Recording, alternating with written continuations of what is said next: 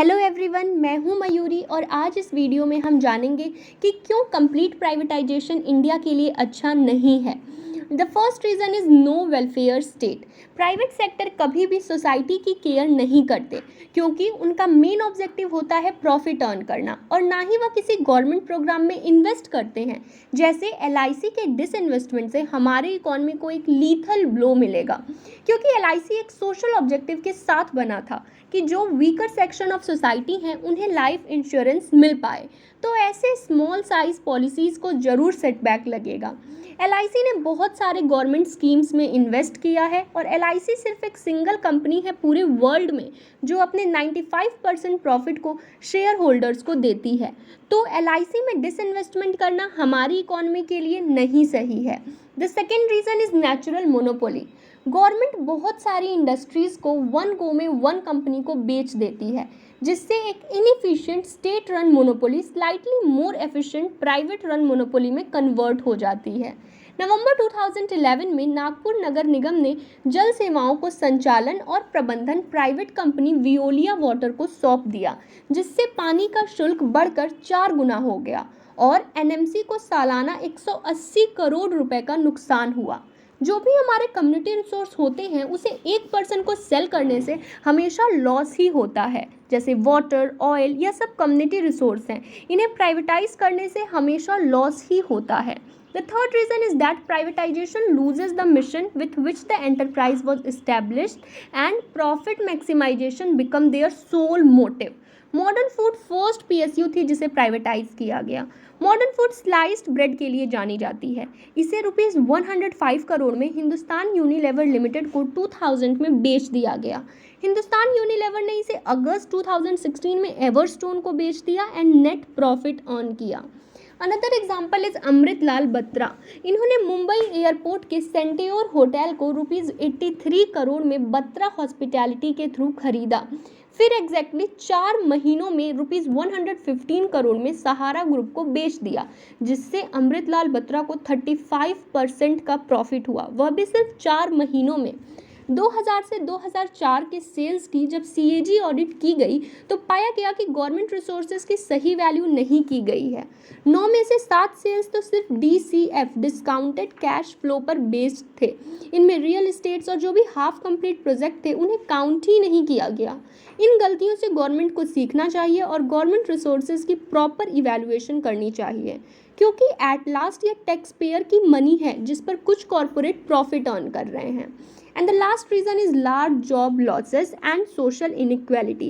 Private company में SC, ST या disabled employ के लिए कोई अश्योरेंस नहीं होता जिससे सोसाइटी में एक ग्रेट डिवाइड क्रिएट होता क्योंकि हम सबको पता है कि प्राइवेट कंपनीज का एकमात्र मोटिव प्रॉफिट होता है तो कोई भी प्राइवेट प्लेयर किंचित ही डिसेबल्ड एम्प्लॉय को जॉब पर रखेगा। इस पॉइंट को समझाने के लिए मैं VSNL का एग्जाम्पल लूंगी। विदेश संचार निगम लिमिटेड जिसे 9 रत्न कहा जाता था उसे टाटा कम्युनिकेशन लिमिटेड को बेच दिया गया जिसके बाद एग्जिस्टिंग एम्प्लॉय को हैरेस किया गया एंड कंपनी छोड़ने के लिए फोर्स भी किया गया और बहुत सारे एम्प्लॉयज़ तो लीव भी कर दिए। तो ये थे कुछ रीज़न जिसके वजह से हमें कंप्लीट प्राइवेटाइजेशन ऑफ PSEs को अवॉइड करना चाहिए। एंड अब मैं आपको 4 सेक्टर बताऊंगी जिसमें गवर्नमेंट को अपनी कंट्रीब्यूशन को इंक्रीज करना चाहिए, ना कि पब्लिक प्राइवेट पार्टनरशिप मॉडल के बारे में सोचना चाहिए। The first one is health.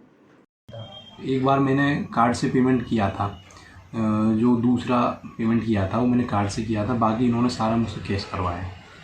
एक बार मैंने गूगल पे के लिए कहा था तो गूगल पे के लिए मुझसे मना कर दिया, बोला गूगल पे नहीं होता, सिर्फ कैश पेमेंट होगा। करीब मेरा 3.5 से 4 लाख रुपए का खर्चा आया था 20,000 रोज के हिसाब से। चाहे माता जी ICU में रहें, चाहे वेंटिलेटर पर रहें, चाहे प्राइवेट रूम में रहें, इन्होंने कहा था कि 20,000 रुपये रोज का खर्चा आएगा। डॉक्टर के प्रति कृतज्ञ होना और अस्पताल की लूट के प्रति जागरूक होना दोनों 2 चीजें हैं।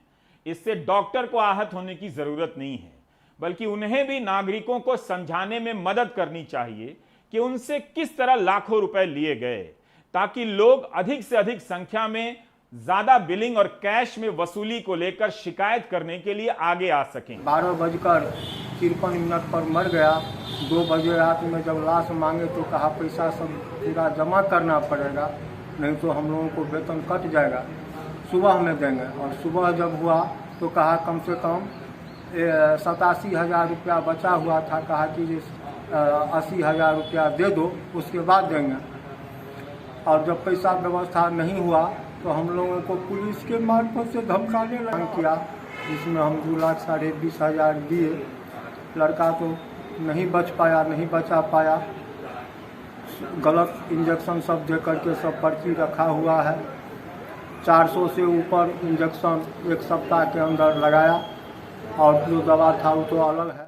इन क्लिप्स से आपको जरूर अंदाजा हो गया होगा कि प्राइवेट हॉस्पिटल्स ने मनमानी कीमतों पर इलाज किया।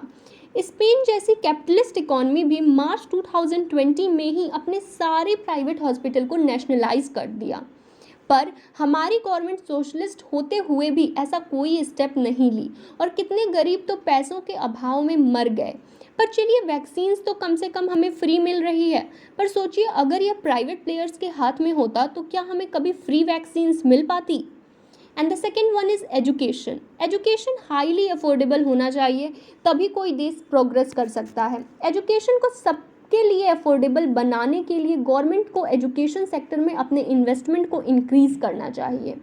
And the third sector is Railways. ऐसी न्यूज़ है कि government 50 railway stations and 150 trains की कमान प्राइवेट कंपनीज़ को देगी, पर ऐसा करने से पहले एक व्यापक सार्वजनिक चर्चा की बहुत ज़रूरत है, क्योंकि रेलवे एक ऐसा सेक्टर है जो भारत के जन जन को प्रभावित करता है। And the fourth one is banks. बहुत लोगों का यह मानना है कि बैंक्स को प्राइवेटाइज करने से ग्रीड एंड करप्शन एलिमिनेट हो जाएगी, जो कि एक मिराज की तरह है, क्योंकि घोटाले गवर्नमेंट बैंक्स लाइक पीएनबी में भी हुए हैं एंड प्राइवेट येस बैंक में भी।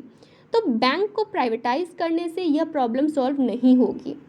ज़रूरत है कि उन डिफ़ॉल्टर्स लाइक नीरव मोदी, मेहुल चौकसी को इंडिया लाया जाए एंड इन्हें कड़ी से कड़ी पनिशमेंट दी जाए, ताकि आगे कोई ऐसा स्कैंडल सोचने से भी डरे। प्राइवेट सेक्टर बहुत ज़रूरी है किसी भी कंट्री के ग्रोथ के लिए, पर सरकार को यह सुनिश्चित करना चाहिए कि प्राइवेटाइजेशन को बढ़ावा देने से उसके वेलफेयर एजेंडा की अनदेखी ना हो।